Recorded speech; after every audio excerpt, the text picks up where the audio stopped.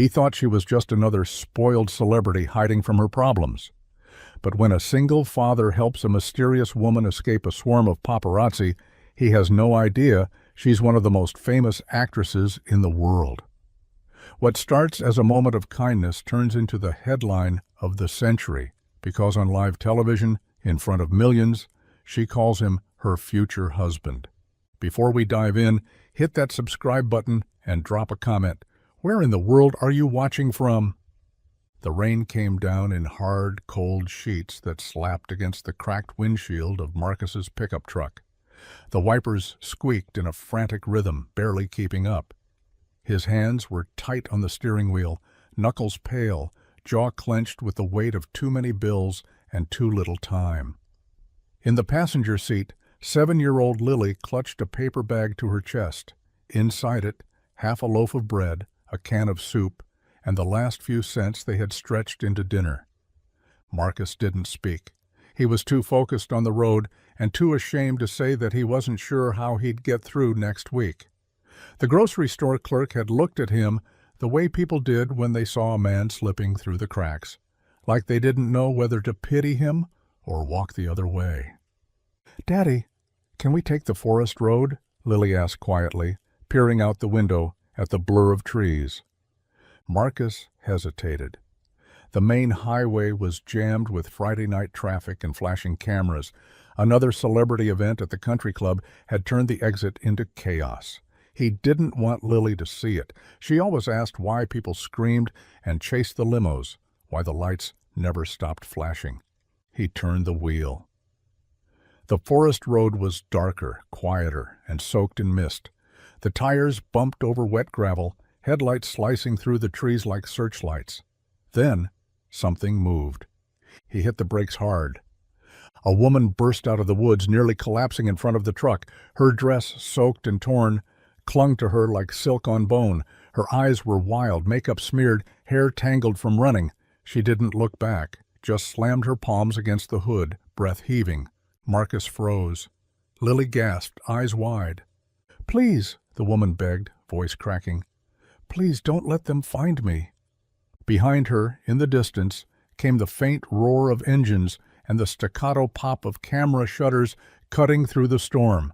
Marcus looked at the fear in her eyes, then back at Lily. She wasn't just scared. She was hunted. Marcus didn't move at first. His instincts were screaming at him, lock the doors, drive away, keep his daughter safe. But the woman's hands were trembling against the hood, her lips parted in a breathless panic. Behind them, the distant glare of headlights began to flicker between the trees, bouncing like searchlights off the rain-slicked bark. She looked back once, just once, and her whole body flinched at the sight. Her voice broke as she ran to the passenger side. I'll pay you anything. Just please let me hide." Lily was already scooting aside, her small hands tugging at the blanket they kept for emergencies. Marcus's heart pounded as he unlocked the doors. The woman yanked the door open, slipped inside, and threw the blanket over herself just as the first van came tearing around the corner behind them. Marcus didn't wait. He stepped on the gas. The truck lurched forward, tires skidding slightly in the mud before gripping just enough to rocket them down the narrow path. The paparazzi van's lights flashed in the rearview mirror, blinding for a moment before disappearing around a bend. Marcus weaved through the forest road, trying to steady his hands, his breath, the chaos crashing into his otherwise quiet night. Lily peeked at the woman under the blanket, eyes curious and worried. The woman's chest rose and fell rapidly, the outline of her high heels poking awkwardly beneath the fabric. Every few seconds, she whispered something to herself, barely audible, words like "not again" and "just breathe." Marcus didn't ask questions. He drove. A few miles later, the road opened up to the edge of their property, a rundown cabin tucked behind a curtain of pine trees, barely visible unless you knew it was there.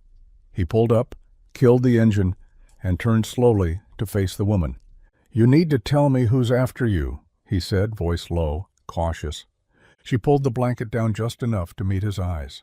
Her makeup was smeared with tears and rain, her lip trembling. "They don't want to hurt me," she whispered. They just want to own me.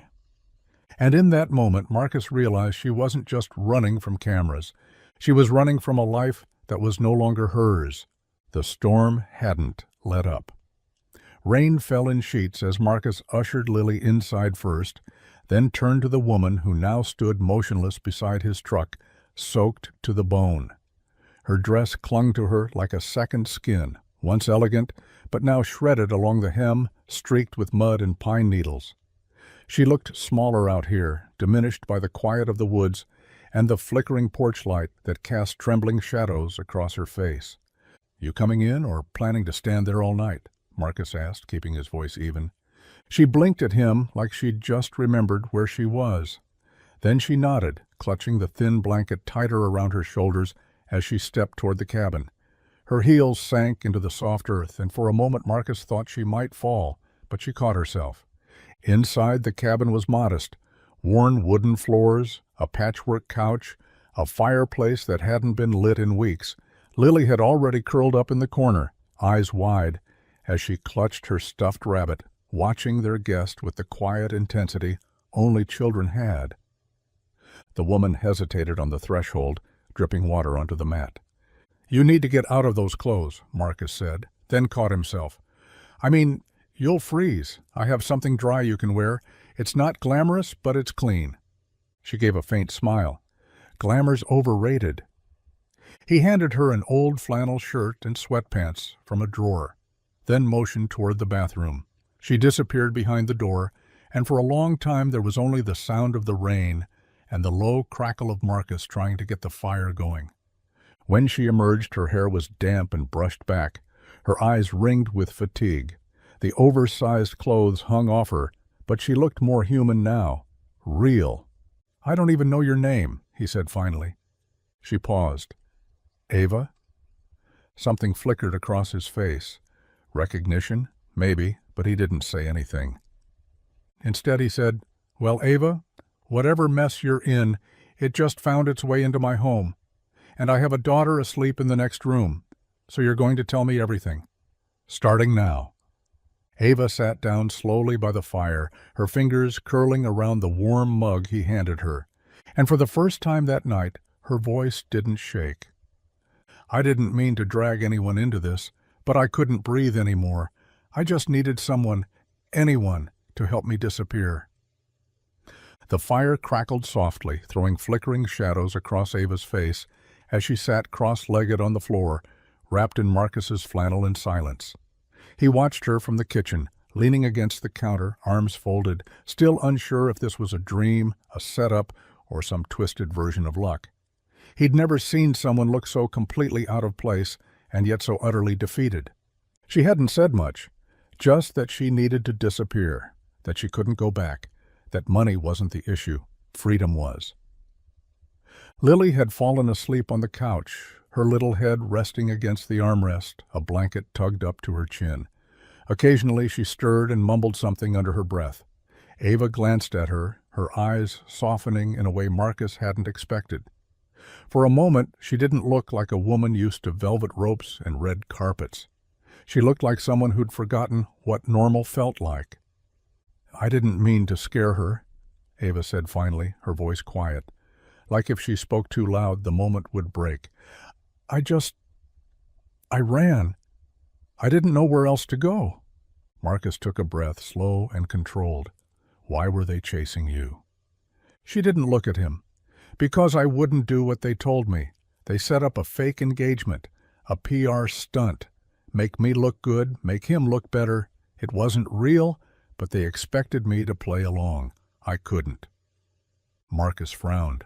"So you vanished." "They were going to announce it tomorrow. I found out tonight. I left during the gala, jumped a fence in heels, ditched my phone, cut through the woods, and ended up in front of my truck." Ava nodded, a slight shiver running through her. "I thought maybe if I could just find one moment, just one, where I could breathe without someone telling me how to smile, who to love, what to wear, maybe I could remember who I was." Marcus looked down at his hands, calloused and stained from years under car hoods. "And what happens when the world realizes where you are?" She looked up at him, her eyes steady now. Then I guess we find out what kind of man you really are. The fire popped sharply between them, and neither of them looked away. The sun barely touched the horizon when Marcus awoke to the sound of gravel crunching under tires. His heart jumped. For a second, he wasn't sure if it was a dream. Then it came again, slow, rolling, deliberate. He sprang from the couch, careful not to wake Lily, who had climbed into his arms sometime in the night. Her small hand was still curled into his shirt. He gently laid her on the cushions and moved to the window. The woods were thick, but not thick enough to hide everything. A sleek black SUV had stopped just beyond the tree line. Its engine idled, lights off, but Marcus knew it was no accident. Out here, nobody showed up by chance. Ava was already up, sitting cross-legged at the dining table, staring at her untouched cup of coffee. She didn't flinch when he entered. Her voice was low. "They found me." Marcus didn't ask how she knew. The calm in her tone said she'd expected this. She stood slowly, pulled the flannel tighter around herself, and walked to the window. One SUV. Blacked-out windows. No plates. Silent. "You need to go," Marcus said. She turned to him. "And go where?" "Anywhere but here." Her eyes flickered toward Lily, still sleeping peacefully on the couch. Ava swallowed hard. "I won't run again," she said. "They don't get to chase me into every corner of my life. Not this time." The doorbell didn't ring. There was no knock, just silence. Then the unmistakable sound of a camera shutter, snapping once, twice from somewhere outside. Ava moved to the front door, but Marcus stepped in front of her. They're waiting for a reaction. That's all they want. A picture, a soundbite, a scandal. "I know," she said, her voice barely above a whisper, "but I'm tired of hiding." He stared at her, this woman who showed up soaked and shaking the night before, now standing taller than he'd seen her, not glamorous, not flawless, but brave. And still, he couldn't help but think of Lily, of what this could become. "You walk out that door," he said. "They'll take everything they can. You sure you're ready to let them?" Ava's lips parted, but no words came, because for the first time in a long time, the choice was finally hers. Ava stepped back from the door, not because she was afraid, but because she wasn't sure what crossing that threshold would mean. Marcus could see it in her eyes, that flicker of resolve fighting a lifetime of control. The cameras were waiting like vultures outside. One wrong step, one wrong look, and the whole world would spin a story she couldn't rewrite. Again. Marcus pulled the curtain back just enough to peek outside. The SUV was still there, quiet and patient. No one stepped out. But they didn't need to. They were professionals. They could snap every angle from a mile away and still know how to twist it. "They're not going to stop," he muttered, more to himself than her. Ava sank into the chair at the table, rubbing her hands together for warmth or clarity, maybe both.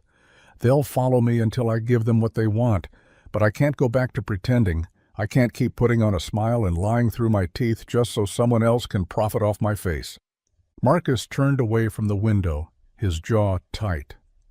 "Then you're going to need a plan, because hiding in this cabin with a single dad and a 6-year-old isn't going to fix what's out there." She met his eyes, steady now. "I'm not asking you to fix it. I just need somewhere to breathe." From the couch, Lily stirred. Her small voice broke the tension like a whisper through glass. "Daddy, why is there a car outside?" Marcus's expression softened, and he crossed the room to kneel beside her. "It's okay, sweetheart. Just someone looking for directions." Ava watched him lie so easily, so gently. Not for himself, but for Lily. And something in her chest ached. Later, when Lily was back asleep and the SUV had finally pulled away, its mission incomplete for now, Ava stood at the doorway, watching the last trace of black disappear into the trees. She didn't say anything. She didn't have to. Marcus stood behind her, his voice quiet. If you're staying, you'll need to learn how to live invisible. No names, no news, no slip-ups. Ava looked over her shoulder. Then teach me. And in that fragile space between fear and freedom, something unspoken began to take root. The next morning, the world felt muted. Gray light filtering through the trees, birds quiet as if the forest itself was holding its breath. Marcus stood on the porch, coffee in hand, watching the road. It was empty now, but his instincts hadn't relaxed. Once the press caught scent, they didn't let go. He'd seen what they did to people who stumbled into their crosshairs.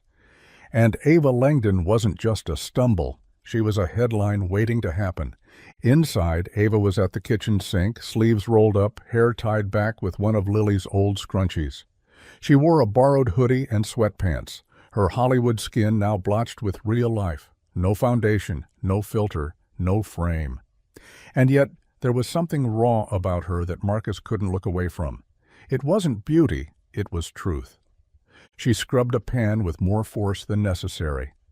"How did you end up out here?" she asked over the sound of the running tap. Marcus didn't answer right away. His eyes were still on the woods. Wife passed 3 years ago. Drunk driver. City got too loud after that. Ava paused, hands frozen over the soapy water. "I'm sorry." He shrugged, but his jaw clenched. "Had to find a place where I could raise Lily without the world looking over our shoulder every second. This cabin's not much, but it's honest. People forget how rare that is." She nodded slowly, returning to the dishes, but her mind was somewhere else. "Honesty doesn't exist where I'm from. Everything's curated. Even the pain is staged." Marcus looked back at her, watching how her shoulders tensed with each word. "I wasn't supposed to be famous," she continued, almost to herself. "I was supposed to act. That's all I ever wanted, to lose myself in stories. But somewhere along the way they stopped being stories. I became a product, something they dressed up, sold off, controlled." Her hands trembled now, soap suds dripping from her fingers. Marcus stepped inside, his voice quiet but firm. "You're not a product here." She looked at him then, eyes red-rimmed but clear. "Then I don't know who I am." And that, more than the cameras, more than the lies, was what terrified her most. The next evening, the photo hit the internet. Grainy, zoomed in, but unmistakable. A woman in an oversized flannel shirt stepping out of a beat-up pickup truck. Wet hair, no makeup. And even in low resolution, there was no denying it. Ava Langdon. Marcus saw it on a news alert while waiting in line at the local hardware store. His stomach dropped. He didn't finish the purchase. Just muttered an apology and rushed out the door, the little bell above it jangling violently behind him. When he got back to the cabin, Ava was on the porch, barefoot, phone in hand. She had it turned off, but the panic was already there, etched into the tight set of her jaw, the way her fingers gripped the railing like it might anchor her. "They found the photo," she said before he even reached her. "I don't know who took it, but it's out. Everywhere." Marcus took a breath. "You were careful."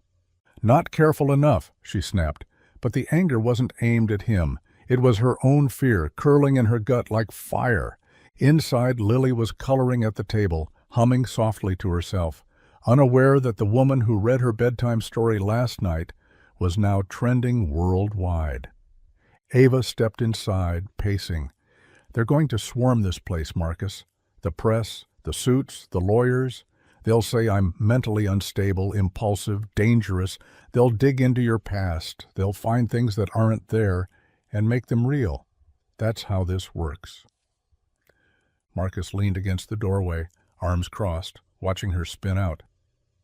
"You think I care what they say about me?" he said finally, low and even. "They don't know me. They don't know this place. And they sure as hell don't know you." She stopped mid-step, blinking. "I've seen how you talk to Lily," he said. "How you fold her blankets when she's not looking. How you flinch every time a camera shutter clicks, even in your sleep. You're not what they make you out to be." Ava's eyes welled, her voice cracking as she whispered, "But they'll never let me be anything else." Marcus walked over, closing the space between them. Then maybe it's time we stop letting them decide who you are. Outside, the wind picked up again. And this time, Ava didn't flinch. The knock came just after sunset. 3 short raps. Calm. Too calm. Marcus was at the sink washing Lily's dinner plate when he heard it. He dried his hands on a towel and moved to the door without a word. Ava had already frozen, standing by the fireplace, her breath caught mid-motion. Her eyes tracked him like a hunted animal. She didn't say anything, but he could see the fear swelling just beneath the surface. He opened the door slowly, revealing a man in a suit. Gray, fitted, expensive. No camera in sight, no van waiting in the road, just him and a briefcase. "Mr. Hale," the man said, voice polished and unbothered. "May I come in?" Marcus didn't answer. The name alone was enough. No one around here called him Mr. Hale. "Who are you?" The man smiled. "Let's just say I represent a very concerned team of people who are currently losing a lot of sleep over Ms. Langdon's well-being." Ava appeared behind Marcus, arms crossed, hoodie sleeves pushed to her elbows. Her face was calm, but her voice shook.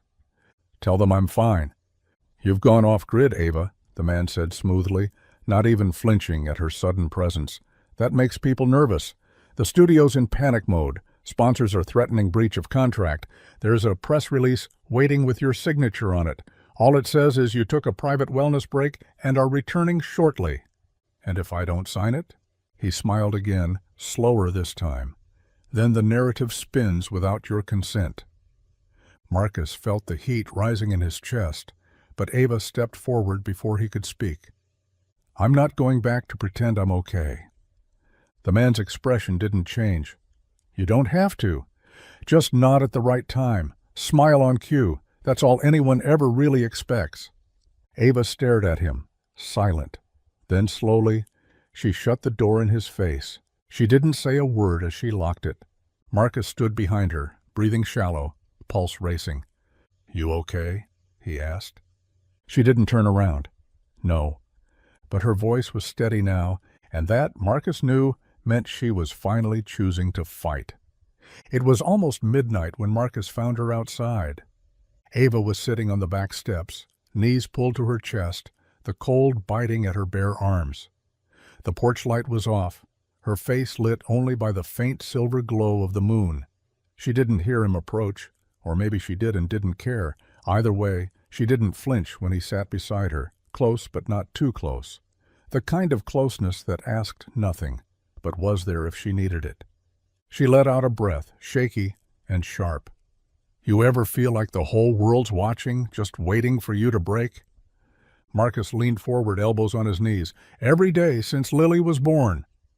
Ava looked at him sideways, something soft breaking through her tension. "But you don't break." He shook his head.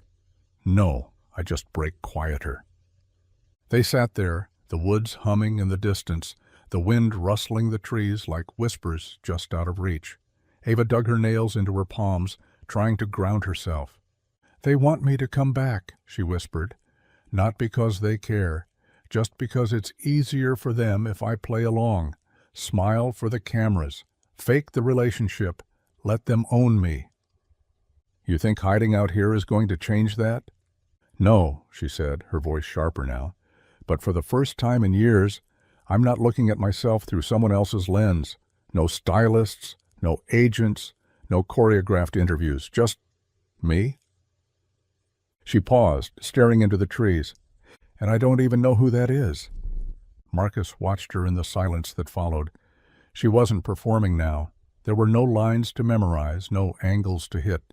Just a woman, unraveling slowly, honestly. And somehow, that made her more real than anything he'd seen on a screen. "You'll figure it out," he said, "but not if you keep waiting for permission." Ava's lip quivered, but she nodded.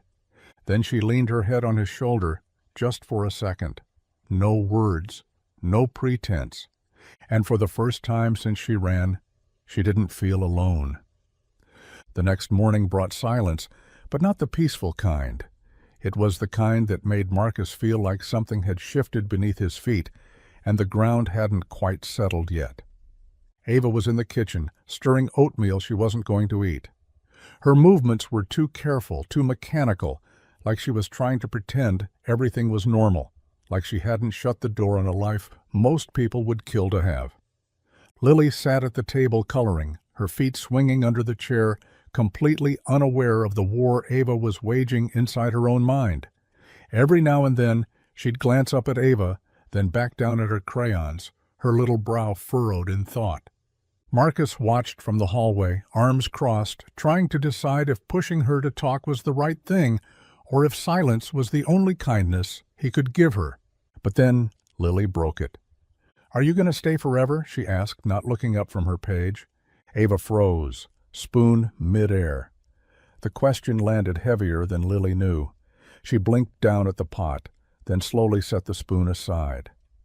"I don't know, sweet girl," she said softly. Lily looked up then. "Why not?" Ava opened her mouth, closed it, then smiled, but it was the kind that didn't reach her eyes. "Because sometimes grown-ups don't get to choose what forever looks like." Marcus stepped into the room, his voice calm but direct. But sometimes they do, if they stop being afraid of what they lose and start thinking about what they could build. Ava turned to face him. There was something raw in her gaze. Tired, grateful, lost. "They're going to come back," she said. "Not just with suits and contracts. They'll come with stories. Ones they'll twist to hurt you, to hurt Lily. Anyone I care about becomes a target." Marcus didn't look away. "Let them come. You don't understand. They ruin lives." He stepped closer. "So let them try, because this time they're not just coming for you, and I won't let them take what isn't theirs." Ava's breath hitched, and for the first time she believed maybe he meant it.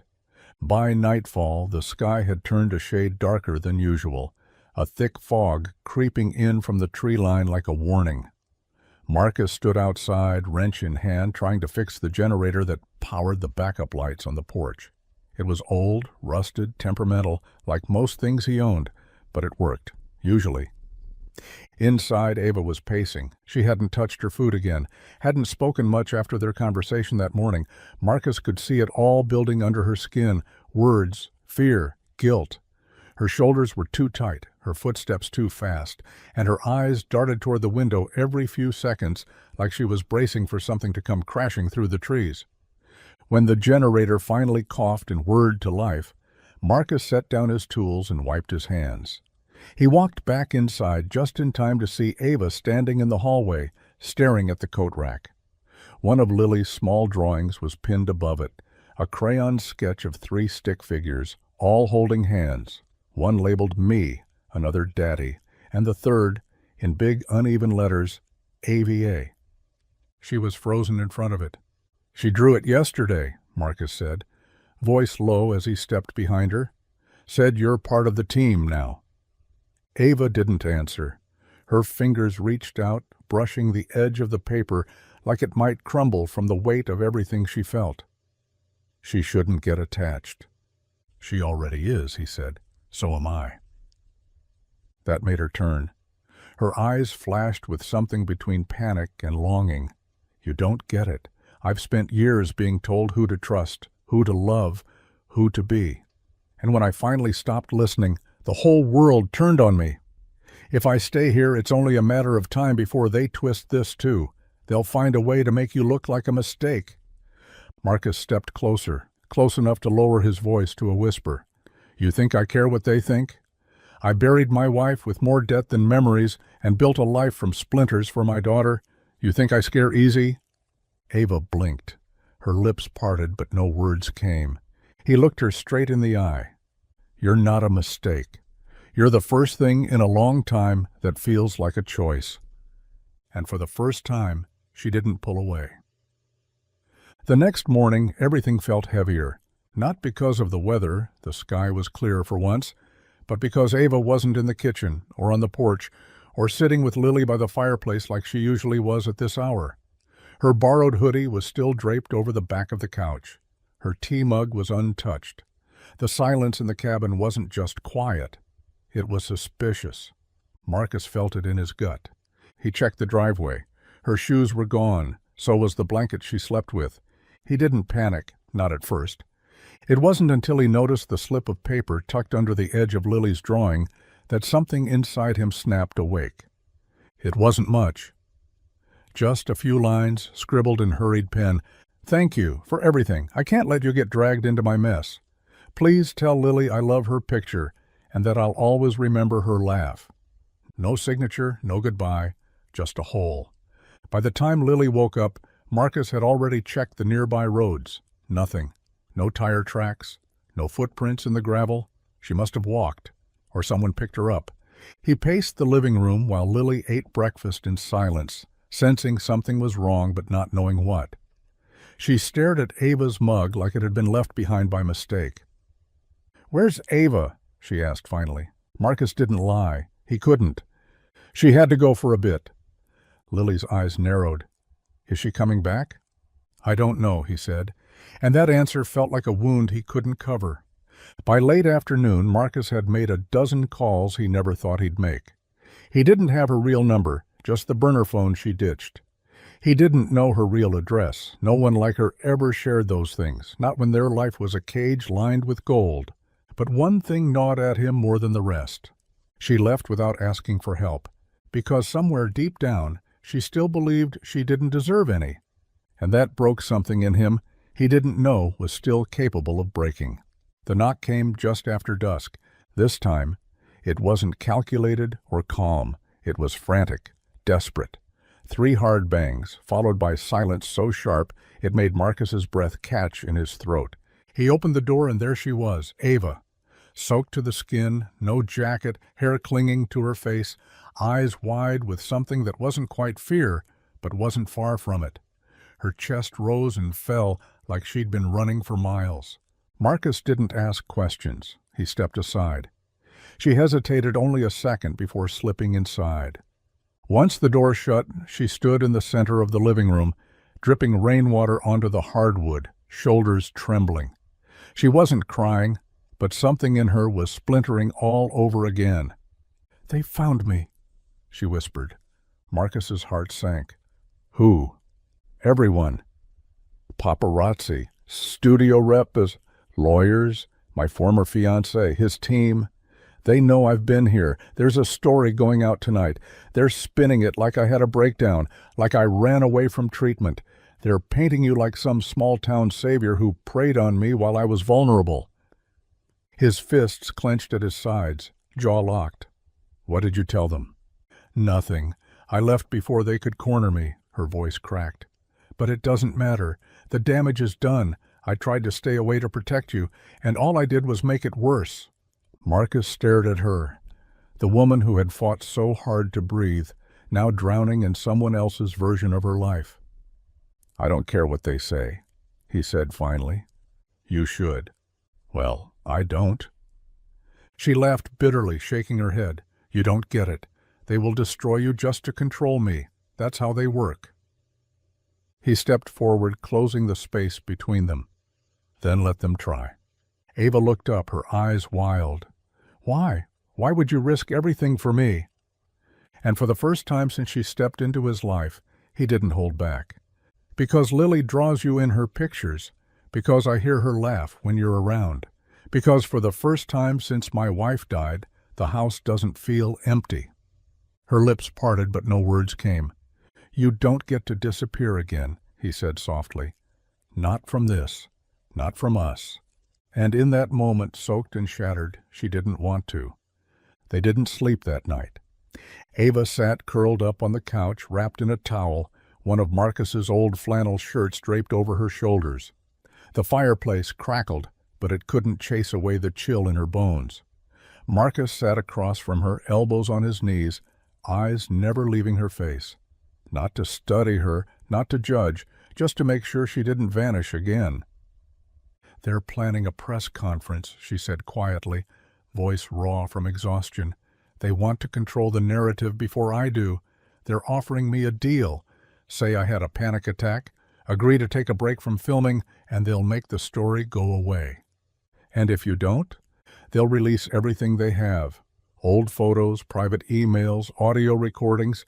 They've been collecting dirt on me for years, just in case I stopped being useful. Marcus's stomach turned, not because he didn't believe her, but because he did. Because this wasn't just some industry scare tactic. This was her reality. Her life had become a contract she couldn't escape from without blood. "I don't know what to do," she said. "If I go along with it, I disappear. If I fight, I destroy everyone around me." "You're not responsible for what they do to you," Marcus said. "You've been surviving for so long, you don't even remember what it feels like to stand still." She looked up at him, eyes rimmed with fatigue, but something else too, anger. Not the kind that lashes out, the kind that simmers in the chest until it becomes resolve. "I don't want to run anymore," she whispered. "I want to own my story. I want to say it out loud, every broken part of it. But if I do, I have to go back into that world, even just for a moment." Marcus didn't flinch. "Then go back, but go back on your terms." Ava stared into the fire, her reflection dancing in the glass. "If I do this," she said, "I need someone next to me who doesn't blink when the lights come on." He stood slowly, walked to her side, and took her hand. "I don't blink," he said. "I build." And in that quiet room, with a storm waiting beyond the walls, Ava finally let herself believe she didn't have to burn alone. 2 days later, the city swallowed them whole. Ava hadn't been back in over a year, not like this. No assistants, no handlers, no PR machine smoothing her path, just her, walking through the polished glass doors of the studio building with Marcus beside her and a storm behind her eyes. Her heels clicked sharply against the marble floors, echoing with purpose. But Marcus could feel the tremor in her hand as she squeezed his fingers once, quickly, before they reached the main lobby. The receptionist didn't recognize her at first. That was the power of plain clothes, no makeup, and unannounced arrivals. But the second Ava said her name, the woman's smile vanished, and the tension cracked open the room like a fault line. They were led down a long corridor, past framed photos of movie premieres and award nights, all pieces of a life Ava had lived in fragments. At the end of the hall, a conference room waited. Glass walls, 12 chairs, and a table too long for honest conversation. Inside sat 3 executives, all with carefully neutral expressions and pens already in hand. Legal pads, contracts, bottled water lined in military precision. Ava didn't sit. "I'm not here to sign anything," she said. Her voice was clear, firm. She didn't tremble. The man in the center, probably mid-50s, leaned back with a slow exhale. "Ava, we're trying to help you. This isn't about punishment. It's about protecting the brand, about protecting you." "No," she replied. "It's about controlling me." Marcus watched quietly from the corner. He didn't speak. He didn't need to. His presence alone shifted the air in the room, uninvited, unimpressed, and unfazed by polished manipulation. "You walk out of here without a resolution," one of the lawyers warned. "They'll bury you in headlines by noon." Ava smiled then, not sweetly, not politely, but the kind of smile someone wears when they've already made peace with fire. "Let them." And with that, she turned on her heel, walked out of the room without looking back, and left a silence so thick it suffocated everyone behind her. Marcus followed, and as the doors shut behind them, he whispered, just loud enough for her to hear, "You just flipped the script." Ava kept walking, and for the first time in her life, the story was hers. The fallout came fast, faster than either of them expected. By the time they got back to the cabin that night, Ava's name was plastered across every tabloid, blog, and entertainment headline in the country. Langdon meltdown behind closed doors was trending. So was secret affair with small-town widower. They twisted everything. Grainy photos of Marcus picking up groceries became proof of a secret double life. A childhood photo of Lily, taken from an old social media account, was cropped into a thumbnail without consent. They dug, scraped, and spit out every piece of truth they could bend. Ava stared at the television in silence. Her hands were clenched into fists in her lap, knuckles white. "They've dragged your daughter into it," she whispered. "This is what I was afraid of." Marcus stood near the window, arms crossed, jaw tight. "We'll deal with it. They won't stop." "I don't care." She turned to him then, eyes bloodshot, voice frayed. "You should. You really should, Marcus. Because they're not just making me the villain now, they're turning you into one too. They're saying you're dangerous, that you manipulated me, that you're exploiting me. They're painting Lily as the child caught in some warped custody fantasy." Marcus didn't blink. "They don't know me. But they're convincing people who don't need the truth. Just a headline."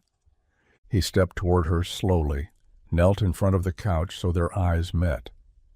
"You think I care what strangers on a screen think? I've lost everything once. I know what silence sounds like when you come home to no one. If the price of keeping what matters now is dealing with noise, I'll pay it every day." Ava tried to hold it in, but the tears came anyway, slow and hot.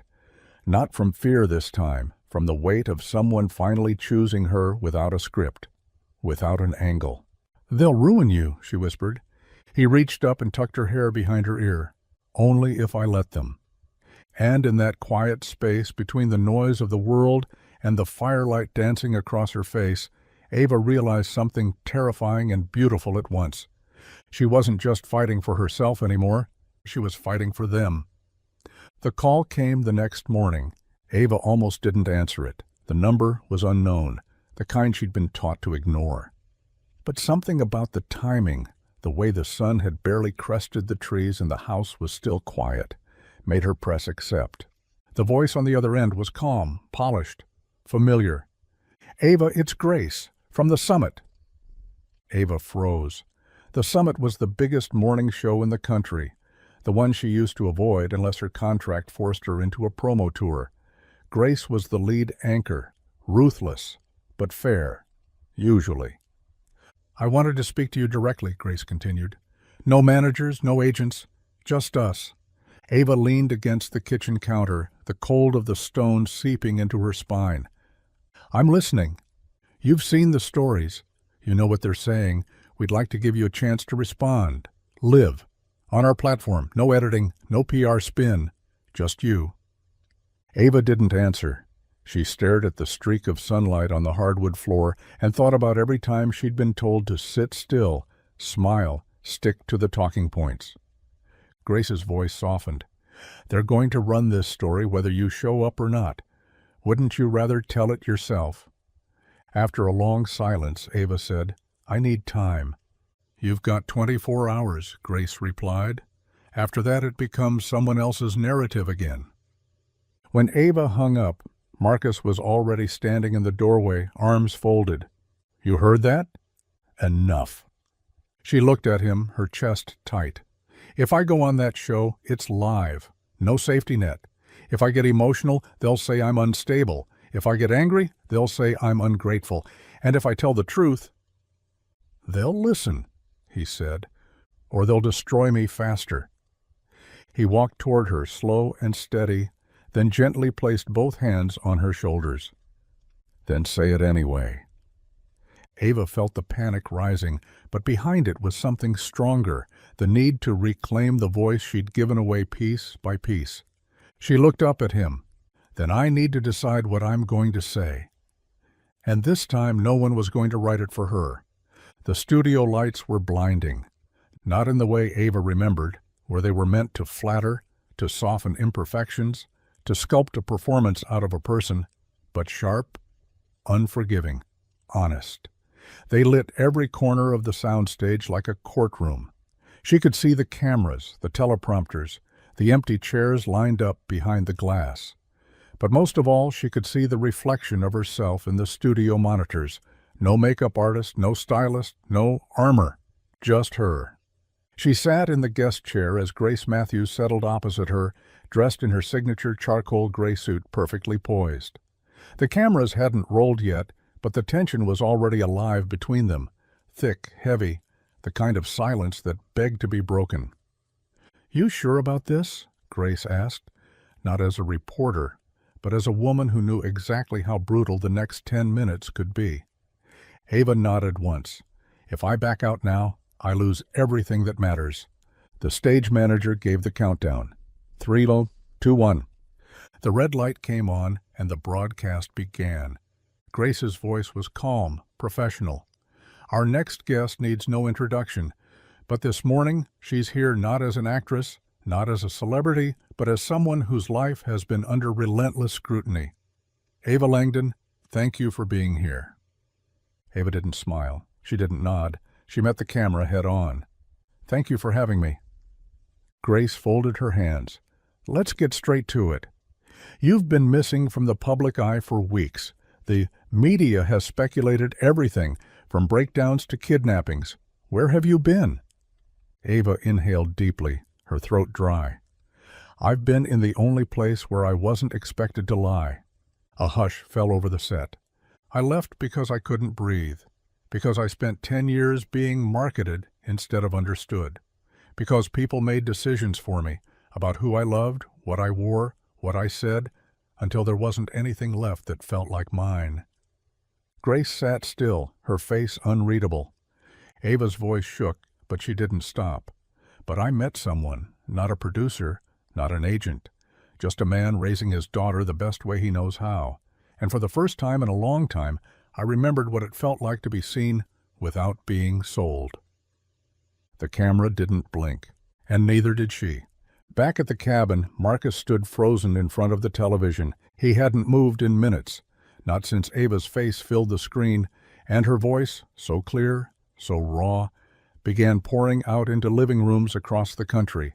Lily sat on the floor, cross-legged, her stuffed rabbit in her lap, not fully understanding what was happening, but understanding enough to know that Ava was telling the truth, and it mattered. Marcus watched her speak with no cue cards, no pre-approved answers, no practiced deflections. Every word out of her mouth was a thread being pulled from a tightly woven lie, unraveling everything the world had believed about her. I'm not broken, she was saying on screen. I'm not crazy. I'm not some delicate thing that fell apart. I left because I was tired of being a puppet, because for once in my life I wanted something real. Grace leaned in. A lot of people are wondering, who is the man in the photographs? The one they say you've been hiding with? Ava didn't hesitate. His name is Marcus. He's a mechanic, a father. He lost his wife and never stopped fighting for his daughter. He didn't ask for any of this. But when I showed up, scared and broken, he opened his door anyway. Not because I'm Ava Langdon, but because I was a woman standing in the rain. Marcus felt something tighten in his chest. He swallowed hard. Grace kept her voice steady, but the question was sharp. Are you in love with him? Ava smiled. Not the rehearsed smile she gave at award shows, but something honest, soft at the edges. I don't know if love is even the right word for it. All I know is, I trust him. He made me feel like I didn't have to perform just to deserve space in the world. Grace sat back, letting the silence linger. Ava looked straight into the camera. And if he's watching this, I hope he knows. I choose him. Marcus didn't speak, didn't move.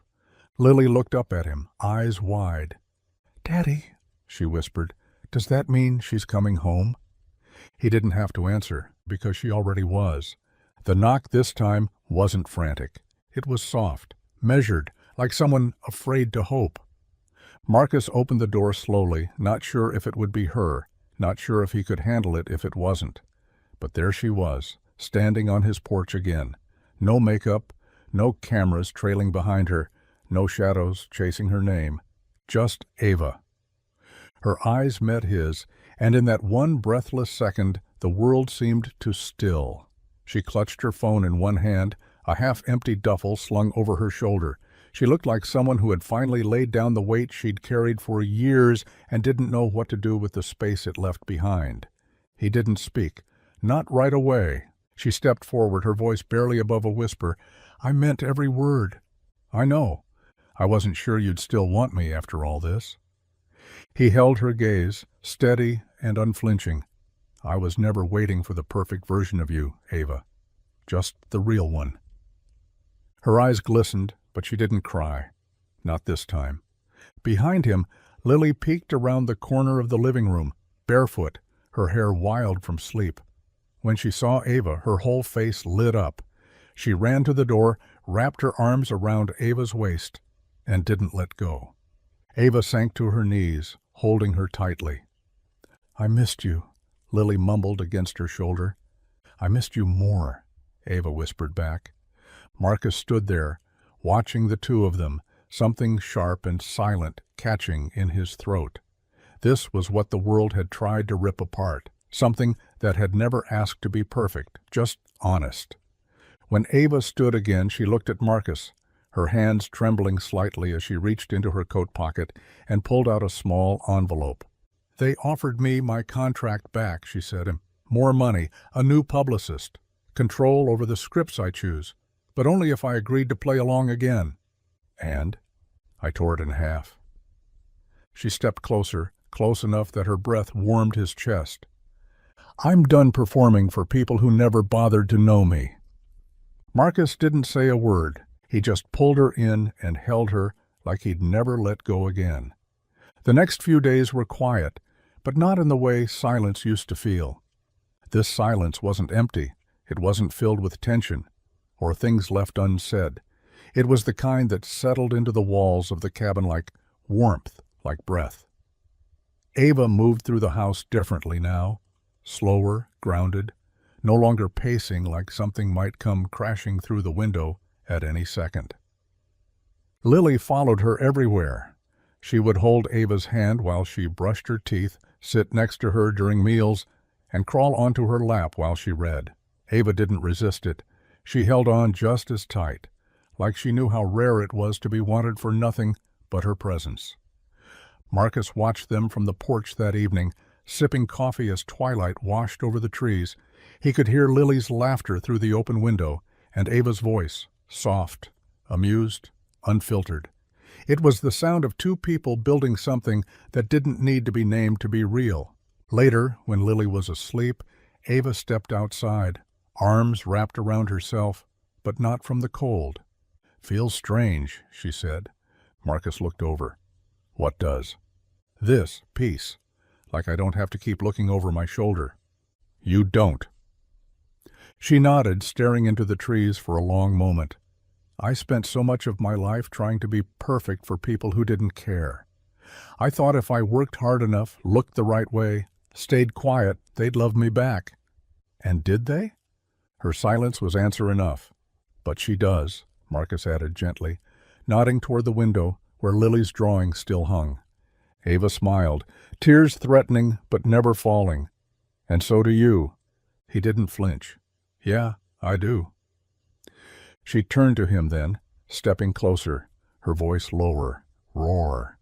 "I want to stay. I don't care what anyone says, what gets written, what I lose. I want to be here, with you, with her." Marcus didn't speak right away.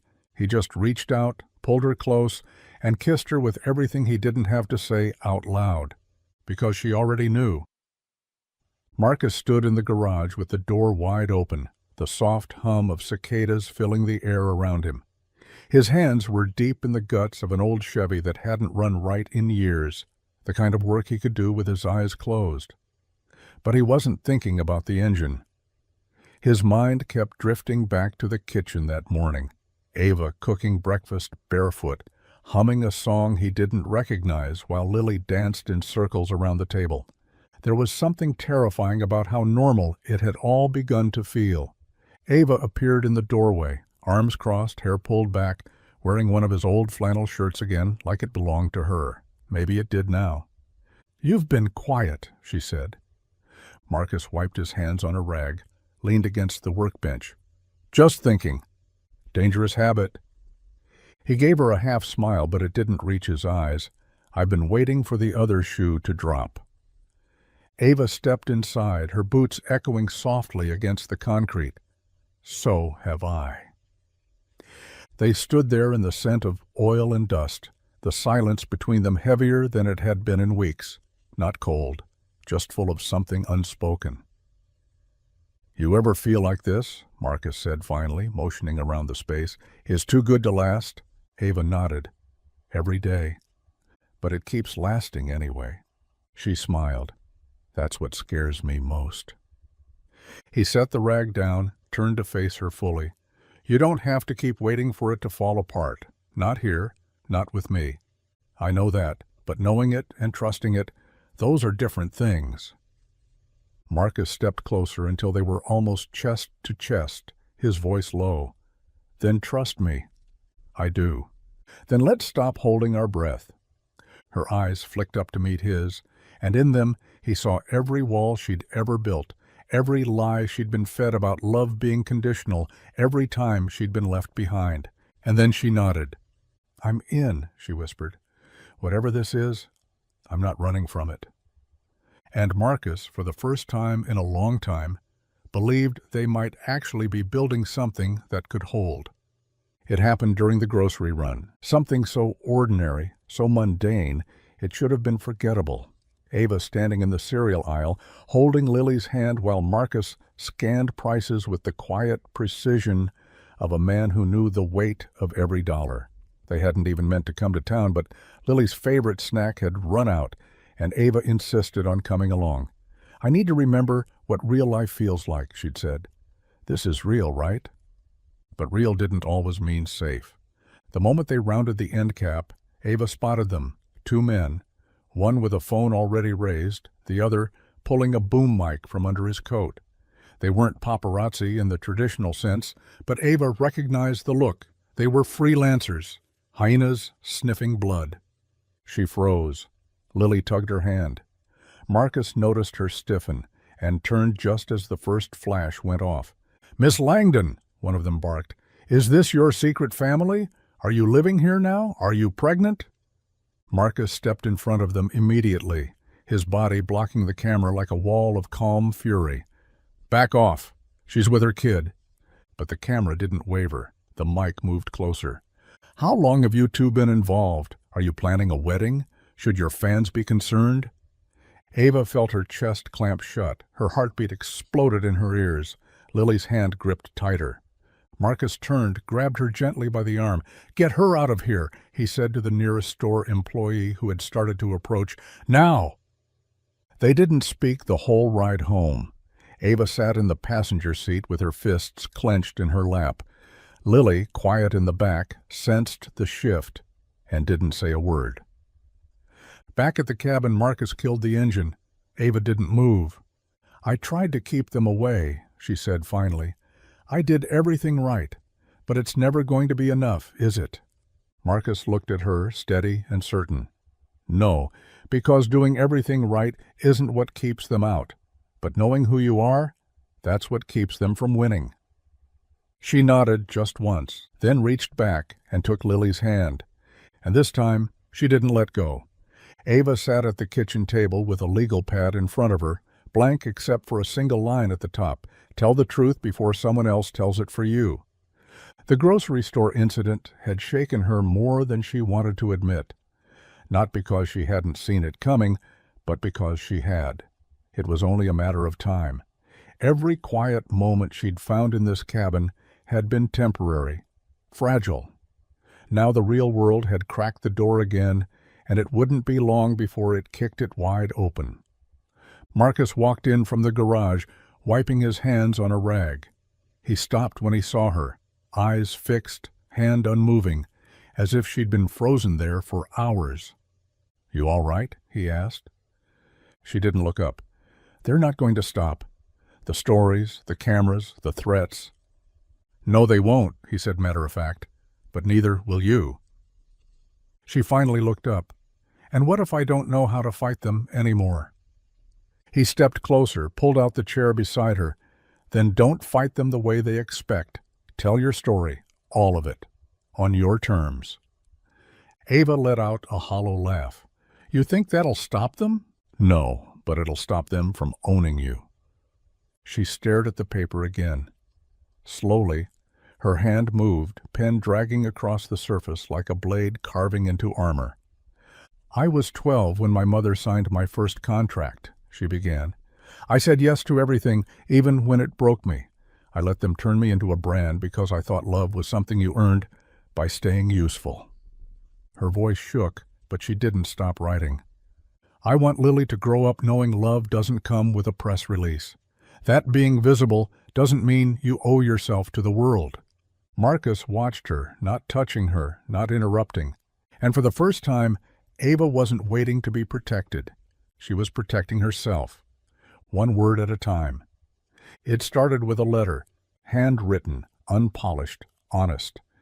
Ava mailed it to a journalist she trusted, the only one who had ever asked questions that didn't come laced with traps. No legal team reviewed it, no agent approved it, just her words, her story, and the raw truth carved into every line.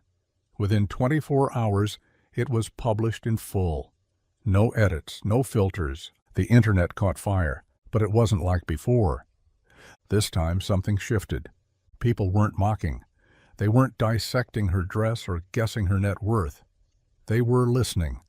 Thousands of comments flooded in, young girls, working mothers, people who had been chewed up and spit out by industries that told them how to live and who to be. Ava didn't become a spectacle.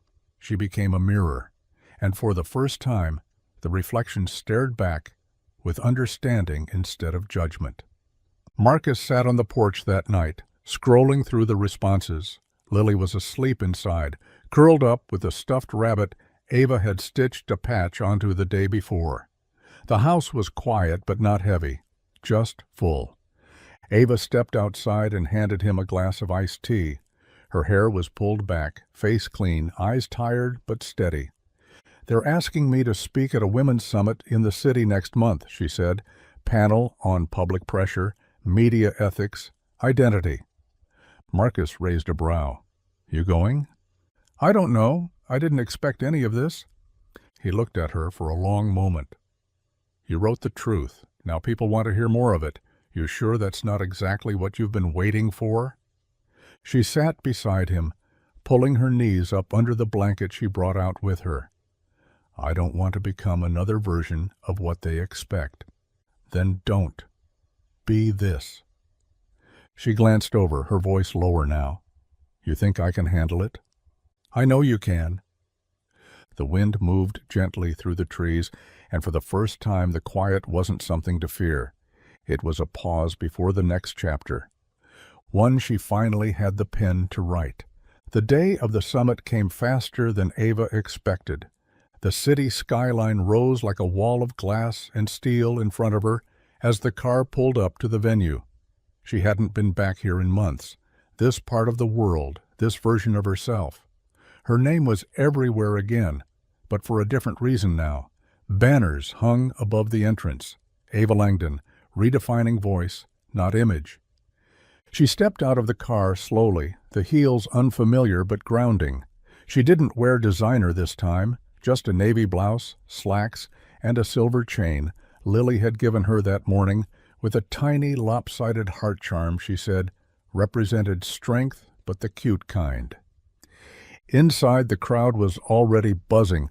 Cameras rolled, lights flashed, but no one shoved a microphone in her face. No one asked who she was dating or whether she was still hiding out.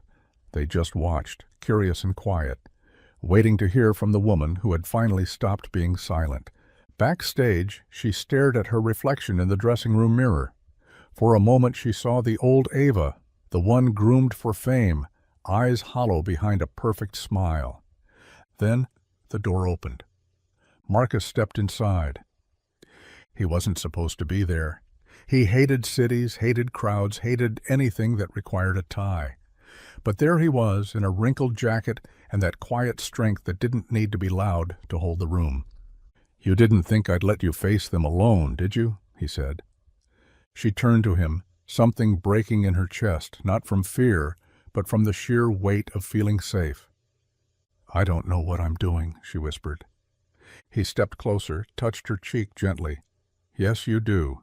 You're telling the truth. That's all you've ever needed to do." She nodded once, then walked onto the stage. As the applause swelled around her, Ava didn't feel like a survivor. She didn't feel like a celebrity or a runaway or a symbol. She felt like a woman who finally got to speak without being corrected. And somewhere in the wings, Marcus watched with his hands in his pockets, eyes locked on her like she was the only light in the room. The red carpet was rolled out, but Ava didn't walk it like she used to. There were no handlers fixing her dress, no assistants shouting time checks in her ear. The photographers still showed up, flashing their lights, calling her name, but this time she didn't stop and pose. She walked straight past them with Lily's small hand tucked in hers, and Marcus a step behind, calm and grounded in the chaos like he always was. The event wasn't for a movie. It wasn't even about her, really. It was a charity gala for children's mental health, hosted by the foundation Ava had quietly launched just weeks earlier. No press release, no campaign. Just her story turned into something useful, something real. Inside, the ballroom shimmered with chandeliers and too much money, but Ava didn't flinch. She'd worn their shine before, learned how to smile through the burn. Tonight, she was here on her own terms, in a black dress that didn't try too hard, with no makeup team behind it, just her, standing tall and whole. When they reached the main floor, a host approached with a mic, gesturing toward the stage. "You're up after the keynote, just a few words." She nodded, heart steady. Marcus leaned in close. "You don't have to say anything you don't want to." She looked at him. "I know, but I want to." When her name was called, she walked up slowly. The room fell quiet. She took the mic, scanned the crowd, and then looked down at Lily, who was watching her from the front row, legs dangling off the chair, smiling like the world had already been fixed. Ava cleared her throat. "People used to ask me what I wanted, and for a long time I thought the answer had to be applause, validation, relevance." She paused. "But all I ever really wanted was to stop performing." She looked at Marcus then. His eyes met hers, steady, unwavering. "So if anyone's wondering who I am now, I'm a mother figure to the girl who saved me, a partner to the man who never asked me to be anything but myself, and most of all, I'm finally home." The crowd rose to their feet, but Marcus didn't move. He just smiled, because he knew she meant every word.